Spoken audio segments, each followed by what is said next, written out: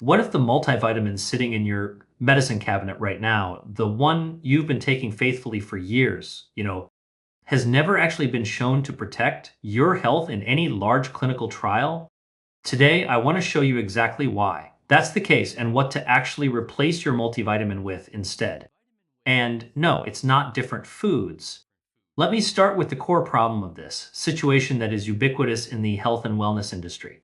If you walk into any pharmacy and go down the main aisle for health, you'll see dozens of different multivitamin options. If you pick one up and turn it over, you read the label, you'll see a long list of vitamins and minerals, often 20 or more, at doses that look impressive until you understand what those doses really mean inside your body. So, here's the first problem. The doses on almost all multivitamins are too small to be therapeutic. Most Most multivitamins multivitamins contain contain nutrients nutrients at levels designed to prevent prevent frank deficiency, not to optimize health, support specific biological functions, or address the insufficiencies that are actually common in older adults. Deficiency and insufficiency are not the same thing, and that concept is extremely important to remember as we go throughout the rest of the video. Vitamin D, one of the most critically deficient nutrients in the modern population, is often present in multivitamins at 400 to 800 international units. But research consistently shows that therapeutic blood levels of vitamin D require 2,000 to 5,000 international units daily for most adults. In fact, the help that 400 international units gives you is so minimal that it is functionally irrelevant for most people whose levels are already low. Magnesium, another nutrient that over 75% of adults are deficient in, appears in most multivitamins at 50 to 100 milligram. These are just two examples of vitamins and minerals being so underdosed, it's not even worth spending your money on. The leaf blur looks thorough, but the biology is not. So that's problem number one. And problem number two is one that perhaps most people have never heard explained fully, and it's what I like to call the competition problem. Many nutrients in general compete with each other for absorption. When you take 20 plus nutrients simultaneously in one single tablet, you are not delivering 20 nutrients to your body efficiently. You are creating a competition that most of them lose. For example, calcium and magnesium compete for the same absorption pathway in the small intestine. When taken together, as they air in virtually every multivitamin, each one reduces the absorption of the other. Iron and zinc compete for the same transporter protein. High dose iron, which many multivitamins contain, directly suppresses zinc absorption at the same meal. Fat soluble vitamins like vitamin A, D, E, and K all require dietary fat for absorption.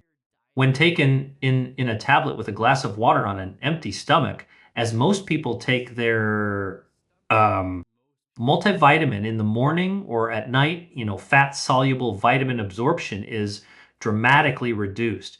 Think of it like trying to load 20 people onto a bus that only holds 8.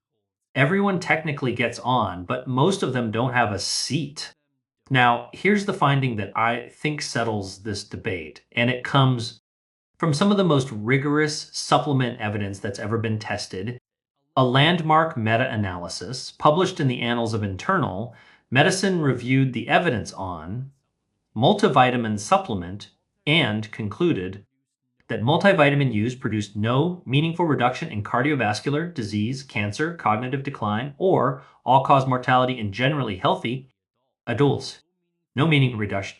And a separate analysis published in the Journal of American Medical Association found that multivitamin supplementation was not associated with reduced risk of any major chronic disease, and that the populations showing the smallest benefit were those who are already eating a reasonably varied diet. The multivitamin as a concept has been tested at scale, and it's consistently failed to deliver the health protection that most people assume they are getting every day. Now, before we get to the solution of what you should replace your multivitamin with, if this video is already starting to change the way that you view your own multivitamin, please consider subscribing, as it truly does help push this information out to the people that need to hear it the most. My goal on this channel is to change the current healthcare system, and every subscribe genuinely makes that possible. So, here's the distinction and the actual solution that changes everything. The same research that shows that multivitamins are generally ineffective does not show that individual nutrients are ineffective. It shows that delivering inadequate doses of competing nutrients at the same time is effective. However, a targeted supplement taken at the right dose, in the right form, and at the right time is a completely different biological intervention. Let me walk you through 2 targeted supplements that I recommend most in primary care. The first one is magnesium glycinate. It's important to get the glycinate version specifically. Magnesium is involved in over 300 different enzymatic reactions in the human body. It directly regulates blood pressure by relaxing smooth muscle, lining of blood vessel walls. It supports deep sleep by activating the GABA receptors that initiate slow-wave sleep. It improves insulin sensitivity by facilitating glucose transport into cells. And it reduces the chronic low-grade inflammation that drives cardiovascular disease, cognitive decline, and metabolic dysfunction. And over 75% of adults are deficient in it. And this number climbs significantly after the age of 60 as absorption declines and medication-induced depletion becomes more common. Like I was saying, the form of magnesium matters enormously.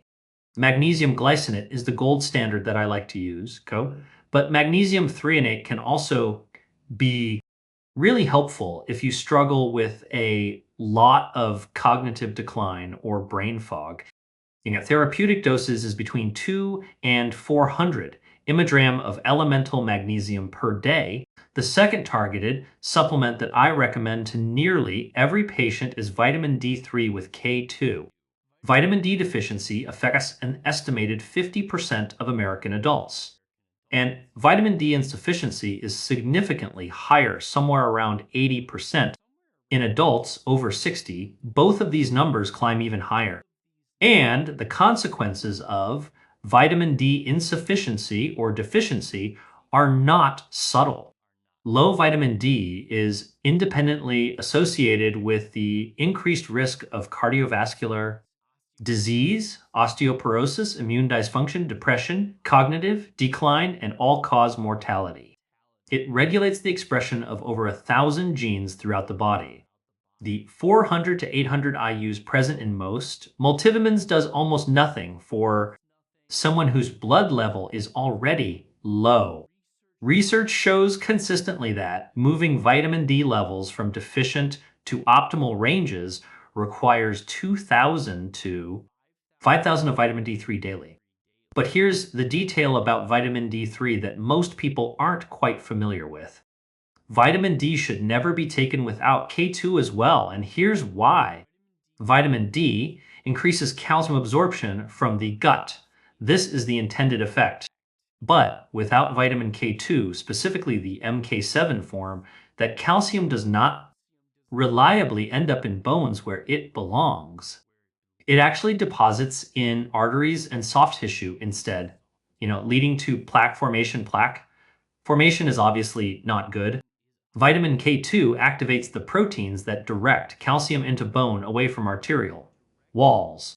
The combination of vitamin D3 at 2,000 to 5,000 international units daily with vitamin K2, the MK7 form at about 100 to 200 micrograms is the research-backed protocol and one of the most impactful things an older adult can add to their daily routine.